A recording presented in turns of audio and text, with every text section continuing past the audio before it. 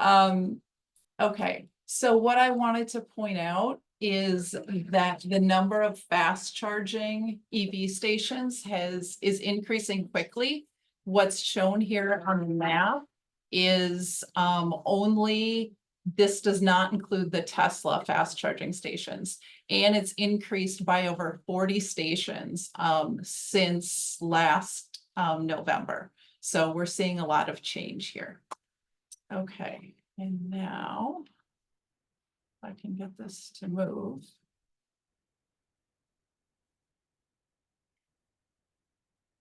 Okay. I also wanted to point out that we're seeing EV charging stations across the state. It used to be that they were mainly in southern Wisconsin, Dane County, Fox Valley, Milwaukee area, and now we're seeing them throughout the state. Up in Prentice and Clam Lake Junction, as well as Medford, Howard over by Green Bay, Minocqua, Marinette, Rhinelander, and Palmyra has the first set of electric school buses in Wisconsin, with more likely coming soon. The outline for today, I'm first going to address a few EV concerns that people have expressed. Then we'll look at the trends in the number of electric vehicles and chargers.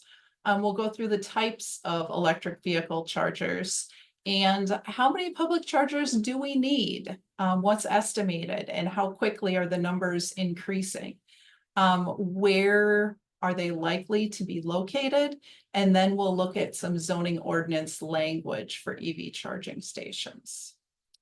Okay, so one of the first concerns is fires in electric vehicles. Fires do happen in electric vehicles, just like they happen in gas and diesel powered vehicles. So I went to the National Fire Protection Association, which has been around for 125 years. They have an online training, and in this section from 208 to 309, they talk specifically about fires and how they're dealt with. There's also another organization called EV Safe that holds in-person trainings around Wisconsin. In terms of fires in both hybrid vehicles, which have the larger batteries, as well as electric vehicles, which have larger batteries than hybrids, what the National Fire Protection concludes is those fires are not considered to be any more dangerous or likely to occur than in conventional vehicles, but they do present some unique characteristics that firefighters have to understand in order to safely and effectively extinguish the fire. They do talk about this in the video, but I'll just hit on some of the high points. An electric vehicle, once it starts burning, is probably going to burn for a longer amount of time than a gas-fired vehicle. It's not going to explode because there's no gas tank. There's been no issues with electrocution from an EV fire. But because it lasts longer, it does take more water to put out. So that's how people can be prepared for that. Okay, another concern is, do EVs work in the cold, in the winter? So I found this data in terms of what the range is for various electric vehicles in the winter. On average, they're about 70% of their full range under ideal conditions, 60, 70 degrees. And you can see for different EVs, they have different ranges because they have different battery sizes. I think the most important part is all vehicles have a range reduction in cold weather. So do gas and diesel vehicles. And the important part is the range in the vehicle that you drive sufficient to get you where you need to go on a daily basis, to commute to work and run errands and that sort of thing. And you can see that the ranges out there, even under cold weather, range from 170 down to about 135 miles. But, certainly check into the vehicle that you're interested in if you're going to pursue this. In terms of the vehicles that are being sold in Wisconsin and how many models are available, we had 1.4 million EVs sold in 2023. That number is going up every year. And that included 84 different models that were available in June of this year. Of those 84, 14 models cost under $40,000 before rebates were applied. And just like with any vehicle, it costs less for used vehicles. This list is available online, shown at the website below. I think it's a really useful way to compare price, range, and other factors for EVs. Okay. In terms of number of EVs in Wisconsin, this projection was put together by the Wisconsin Department of Transportation. You can see that in 2022, they projected we'd have 9,000 EVs. We actually had close to 14,000.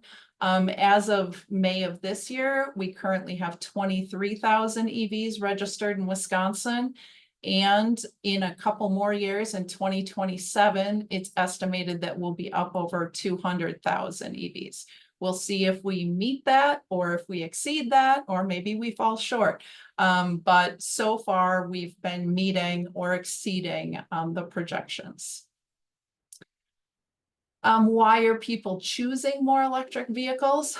Some of it is certainly costs. The cost for charging an EV compared to buying gasoline or diesel, you can see on a monthly basis, the electricity costs around $66 per month, whereas the gasoline costs between $150 and $180 per month. So you're talking about 2.5 to 3 times as much to pay for gasoline compared to the electricity to run an EV. Consumer Reports took a look at how that balances out over the lifetime of a vehicle. They found that you spend significantly less for the electricity, like we just saw, as well as about half as much to repair and maintain the vehicle when it's an electric vehicle. Over the course of a lifetime, they found the savings were $6,000 to $12,000 per vehicle for similar types of vehicles. Another reason is to address greenhouse gas emissions. Compared to gas vehicles, if we look at the numbers from Wisconsin utilities in terms of CO2 emitted per kilowatt hour of electricity, the reduction goes from 3.3 metric tons if it's gasoline or diesel, down to 2 metric tons if your power comes from Wisconsin Public Service, and down to 1 metric ton if it comes from Xcel, which has the cleanest electricity in the state in terms of tons of CO2 per amount of electricity. Those greenhouse gas emissions will continue to decrease as the amount of coal that we burn and the amount of natural gas goes down and the amount of renewable energy comes up. If we look at our trends in terms of EV charging stations, Wisconsin is the orange line here. You can see that we've increased from 500 charging stations in around 2018 up to 1,300. This is a combination of fast chargers and level 2 chargers, which I'll explain in a minute. You can also see that Wisconsin has the lowest number of EV charging stations compared to other Midwest states. We've seen a 5-fold increase in the Midwest since 2013, with a total number of charging ports at 9,800, with the leading states being Illinois and Michigan, followed by Minnesota and then Wisconsin. The different types of EV charging. And Becky, I'm wondering if you're able to launch the poll. If you are, that'd be great. We've got level 1 charging stations. That's just your typical 120 volt outlet. The miles of range that it gains, a vehicle gains, is 2 to 5 miles of range per hour. This is typically what you're going to have in a home or a condo. A level 2 is a 240 volt. That's the same as your dryer works on. If you've got an electric dryer, you can see you're going to gain quite a bit more range per hour. These are typically found, they can be in single family homes, as well as at workplaces, at fleet chargers, and other public locations. And then our fast chargers are also known as DC chargers or level 3 chargers. And these are the chargers where you can stop and spend 20 to 30 minutes and gain 150 to even 350 miles within an hour. These are the types of chargers that people want for long distance driving, for being a tourist and driving, a few hundred or even 500 miles in a day. So that's what we've got the level 3 chargers for. Lynn, did you want to launch this poll? I was wondering if Becky is able to. If not, I can, I believe. I've got it out there for you. Okay, great. Okay, so if you could respond to the poll. Have you seen electric vehicles in your community? And then what types of chargers have you noticed in your community? Maybe level 1, level 2, level 3, no EV chargers, or one that you're not sure what it is. And do you think there are more EV chargers needed in your community? We'll let that poll go for just a minute and come back to it.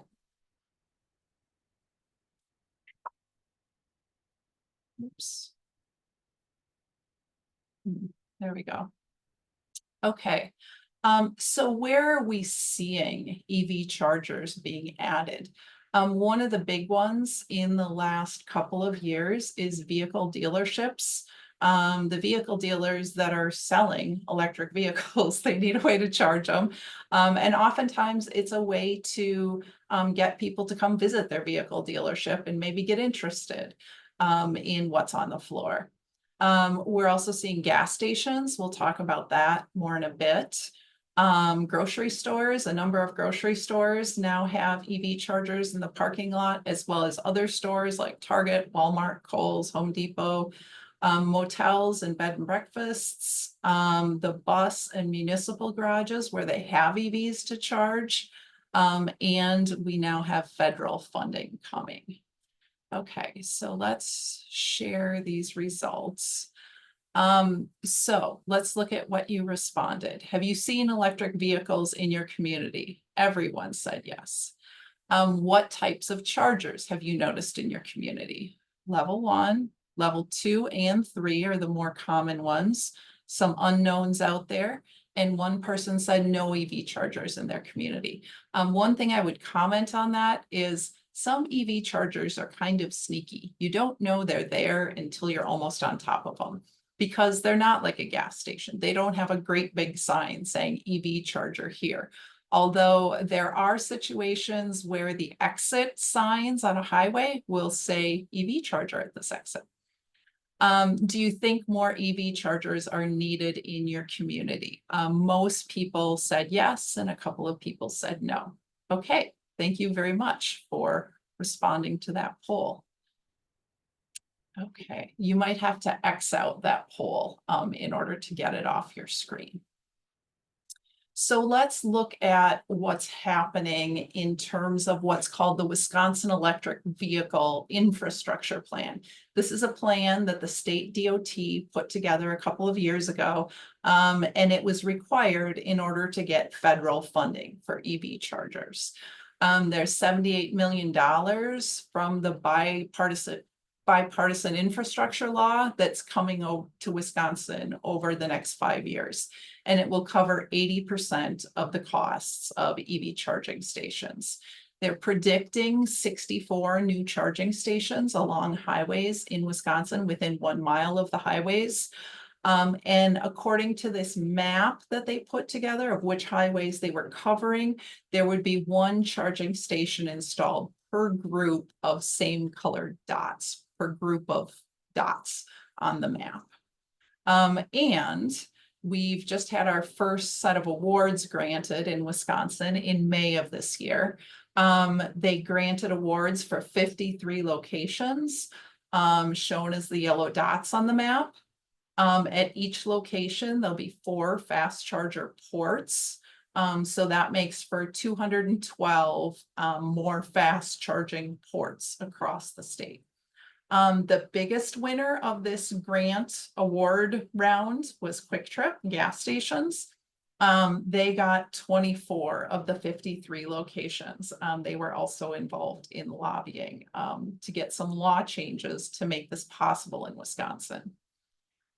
40 of the 53 locations have adjacent businesses open 24/7, which is helpful for using the bathroom, maybe getting a snack, those sorts of things. And the installation of these charging stations is expected in late fall of this year or early 2025. Okay, so there are a couple of different reasons that we're seeing chargers being installed. One is for this long distance travel, including for tourists. We know in Wisconsin that tourism is a big business.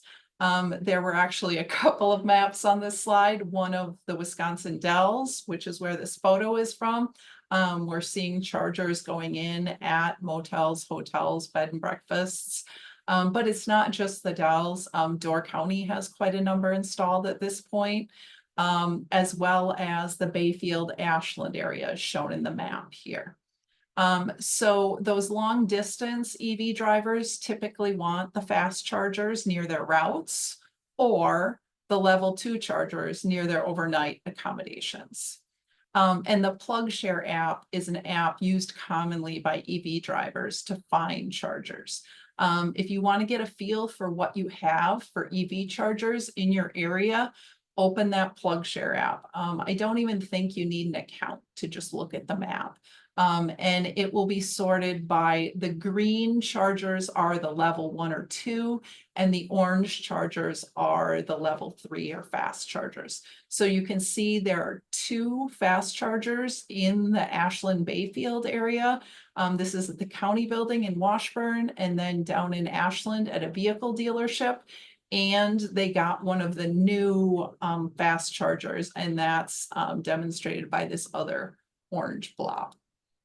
Lynn, I have a related question here that I'm seeing in the chat. Sure. So it's more of an opinion question. Do you think in the near future there will be more highway signage for where chargers are? Or is that trending more towards using an app to find charging stations near you? And just to note, the PlugShare app website was placed in the chat box as well. Thank you. I don't know of any statewide initiatives to do the highway signage. So that's a good question, whether we're going to get that. That's something that I noticed a number of years ago when I visited the West Coast. Most exits said EV charger at this location. I will tell you that my understanding is among people who drive electric vehicles, they're typically using the PlugShare app or another EV charger app. That's how they're finding the chargers along their way, along their route. So I think that's the more typical way of doing it. But I think it's also helpful. Part of it is people say they have range anxiety. They say, well, I don't know if I could drive an EV because I don't know that there are chargers where I'm going. And you really don't know until you start looking at the map and using them, whether there are, because many of them have little to no signage. Thanks, Lynn. Thank you. Okay, so there's long distance travel. And then there's using EVs for everyday driving, commuting to work, doing errands, taking kids to school, all those sorts of things. And this is kind of a different category. EV drivers report doing over 80% of their charging at home, and a third of Wisconsin households rent their home. Therefore, they don't control whether they can charge at home. So there are a number of different potential solutions. I think the main one that guarantees some coverage, or at least makes it much more likely, is to require wiring for EV chargers in parking areas for multi-unit dwellings, whether that's indoor parking or outdoor parking. Another option is workplace charging, which can be very helpful, but people change jobs. And so to get an electric vehicle, just because there's a place you can charge right now? And what if a year from now you work somewhere else? So that's a question. And then there are a few communities that are installing EV charging outlets on streetlight poles in areas near apartments. This is another way to provide charging where people live. So just some different options. Let's think about different locations where charging stations might be located and whether there are impacts. Are there any issues related to those locations? So some of the locations where we're seeing them, vehicle dealerships, gas stations, Tesla is putting in chargers, grocery stores, other stores, motels, restaurants. So most of these places are places where we have parking anyway. And I haven't heard any large issues. Probably the main issue I hear is that people leave their electric vehicle there after it's done charging, which prevents the next person from getting in. So some communities are looking to try to address that. And usually that's addressed by charging a higher fee if your vehicle stays plugged in after it's done charging. In terms of potential impacts for level 1 and 2 chargers, these are the low voltage chargers. People are parking at these for 4 hours or more in order to get enough charge to go somewhere. So there aren't many cars going in and out of those locations. Now, the fast chargers, remember, people can charge in 20 or 30 minutes. So people are in and out more often. There's going to be a little traffic, more near a highway. These banks of Tesla chargers, I'll oftentimes see 3 or 4 charging at once. Over time, the amount of traffic at a bank of EV fast chargers may become similar to that at a gas station. Not as much turnover because it takes 20 or 30 minutes instead of 5 minutes. You might have people waiting to charge and waiting while they charge. And then just like anywhere where people are waiting for a while, you can get trash. They're going to be looking for lighting. And then what about some things to consider are your residential areas? Do you want a fast charger in someone's garage or driveway or near the road? And how do you feel about fast chargers or chargers in general at city parks or county parks?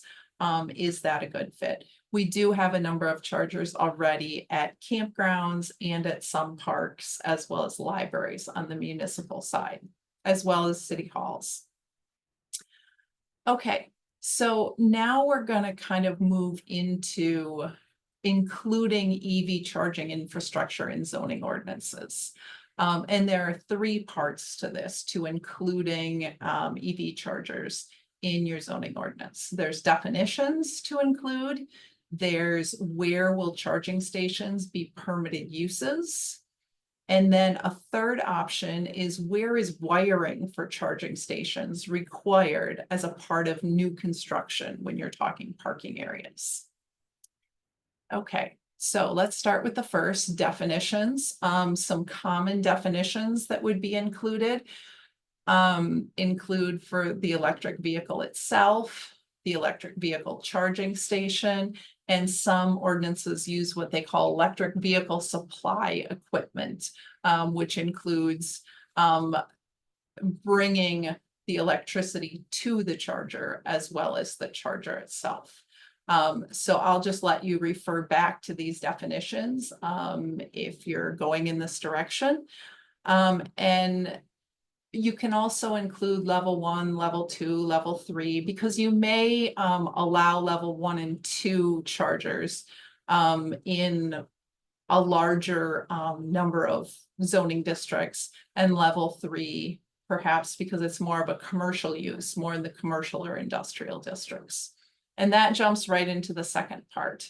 Where are EV charging stations permitted uses?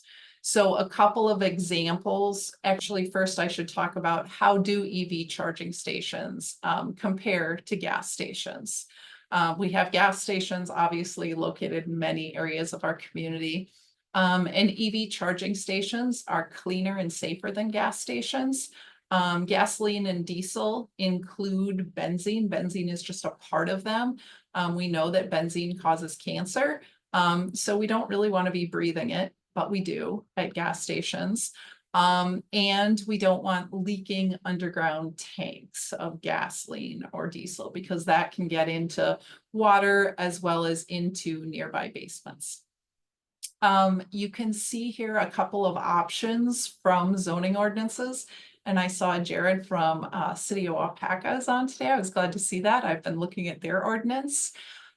In Des Moines, Iowa, they allow charging stations as permitted uses in all zoning districts.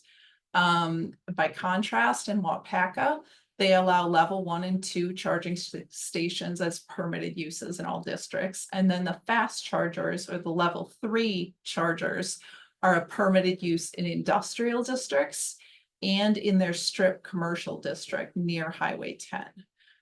Level 3 chargers, as you can see in the chart, are conditional uses in other districts. So permitted in this highway commercial as well as in the industrial district, and then conditional in the others, but permitted in all districts for level 1 and level 2.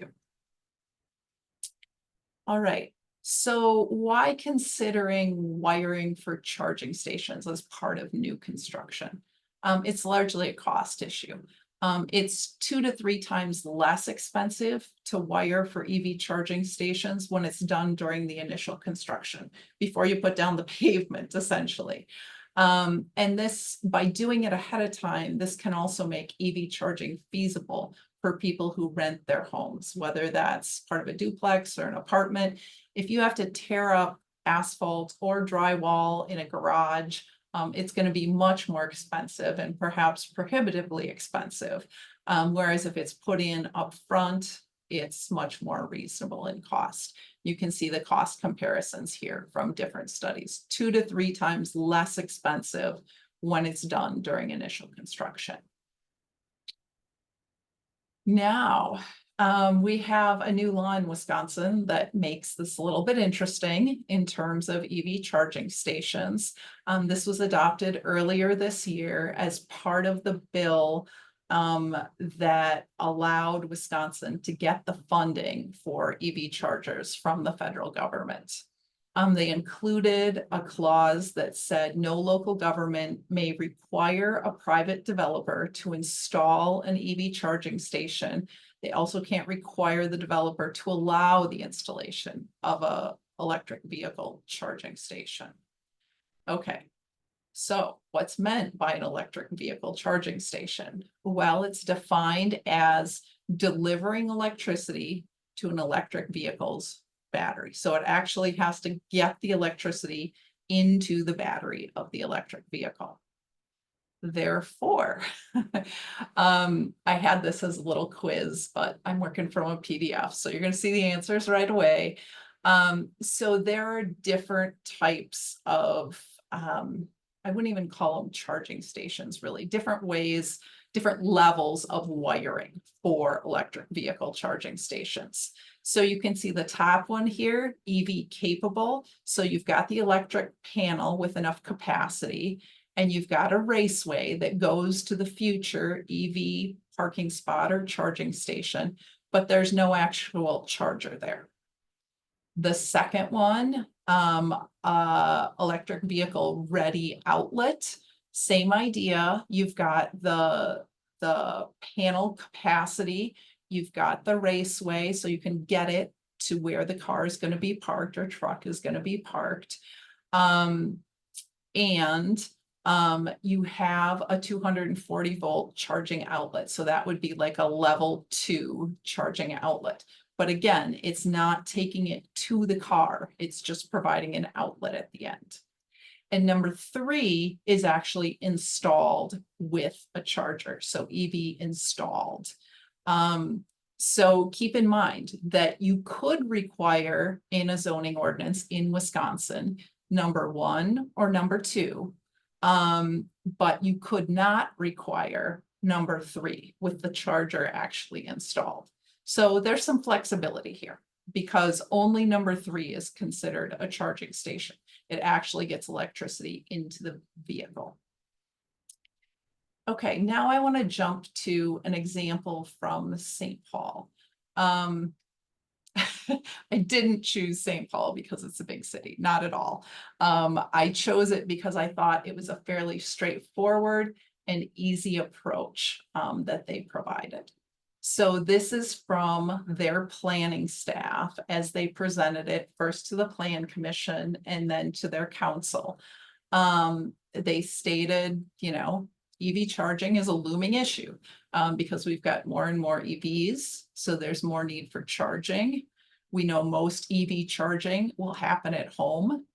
In St. Paul, they found that most people, especially if you look 10 or 20 years into the future, will live in multifamily housing.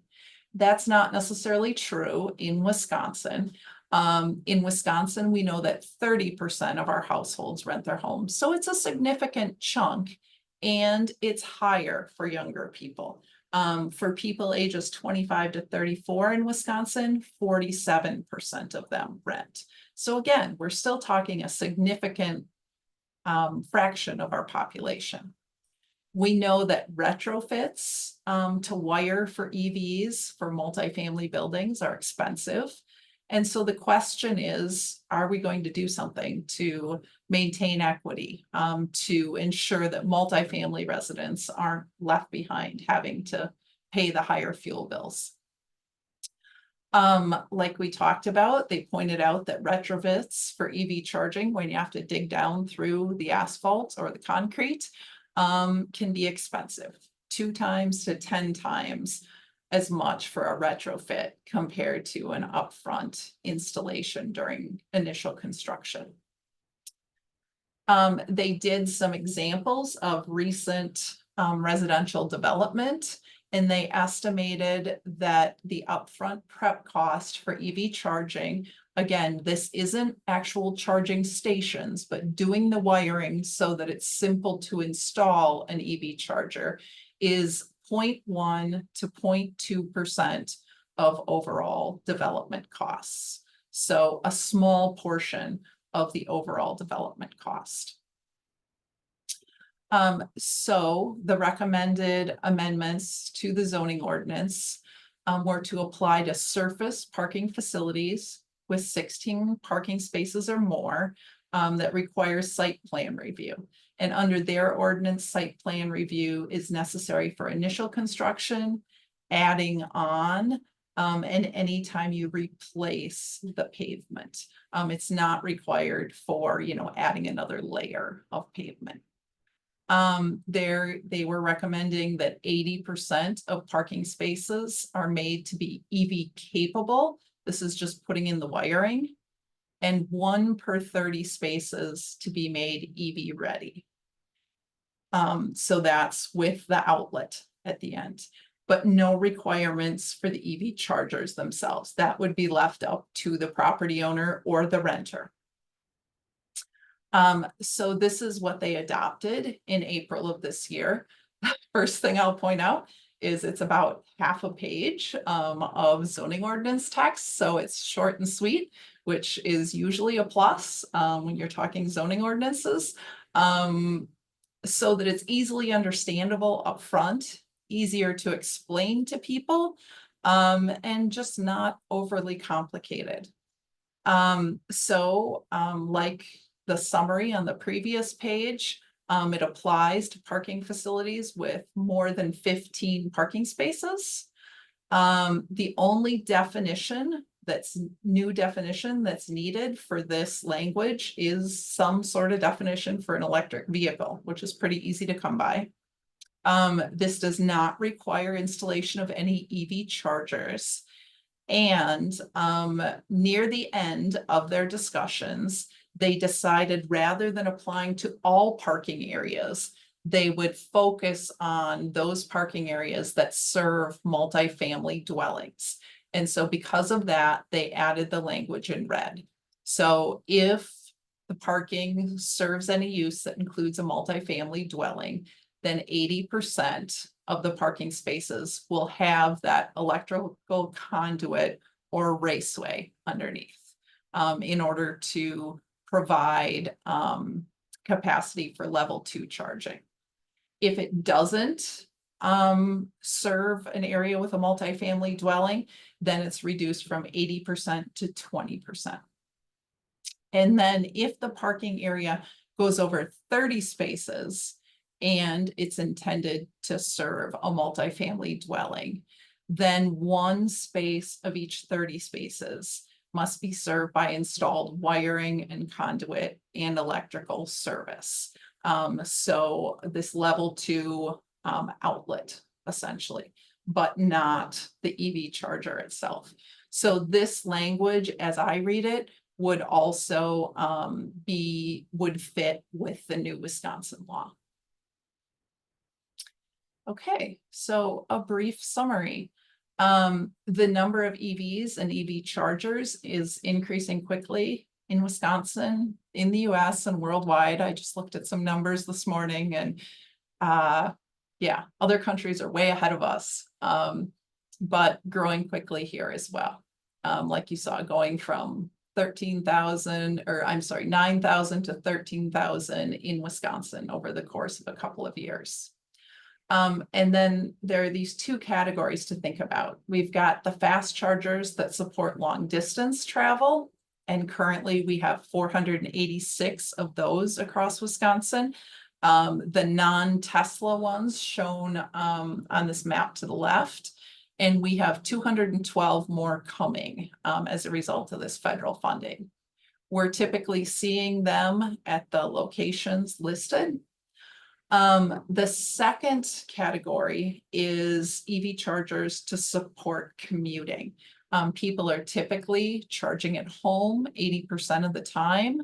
And we have 30% of households in Wisconsin that rent their home. So therefore they don't get to decide on whether there's a charger or not. We know it's 2 to 3, even 2 to 5 or 10 times more expensive to wire for EV chargers as a retrofit compared to if it's done during initial construction. And zoning can be used to provide our charging definitions, define where charging stations are permitted uses versus conditional, and where is wiring for charging stations required as part of new construction.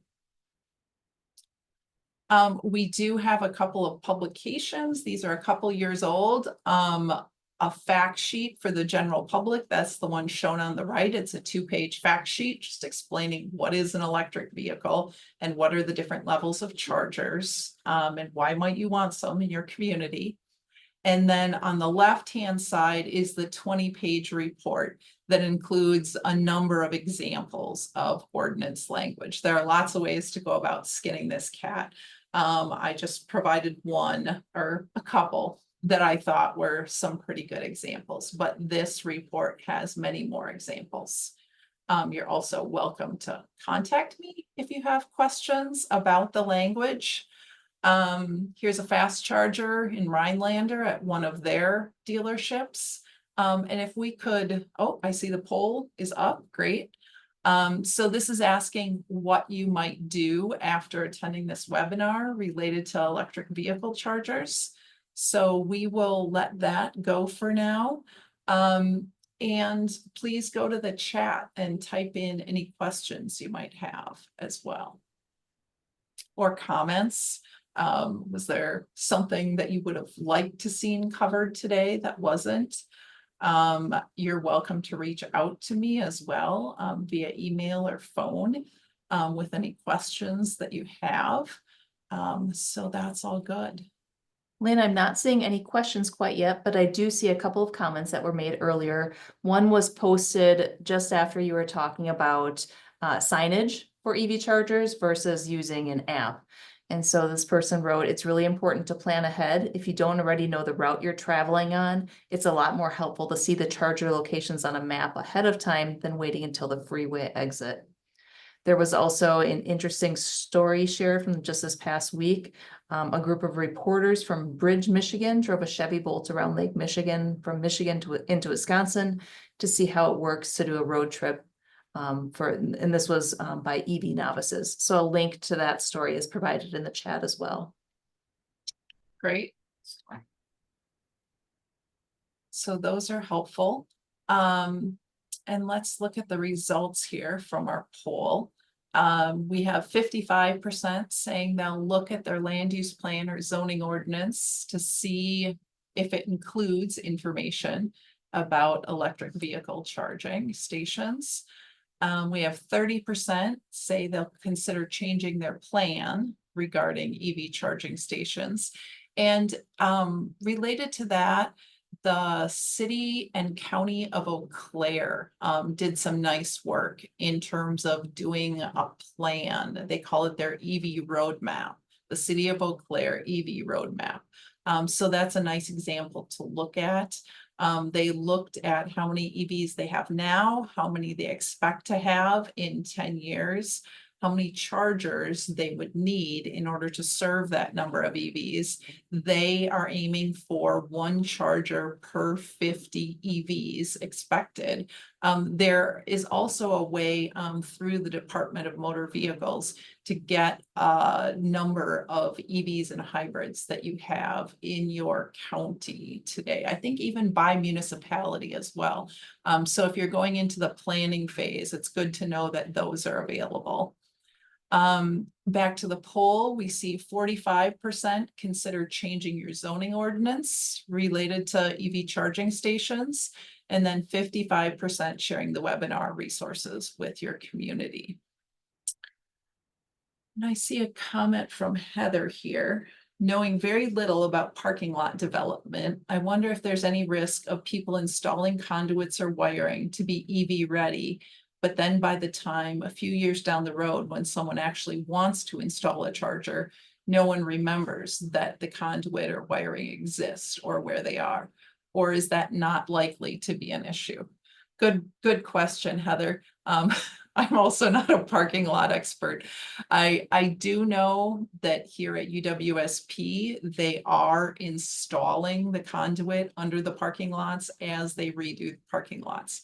Exactly how they know where they put the conduit, other than it must poke up at the end, I'm not sure, but apparently they have some way of knowing.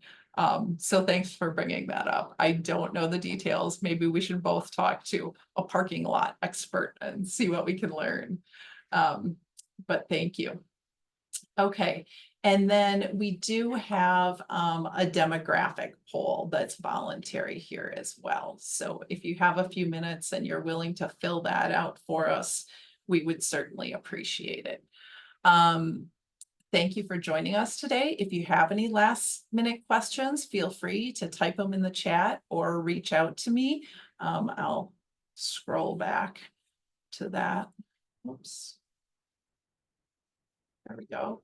There's my contact information. Yes, and thank you for joining us today. So have a good afternoon. Bye.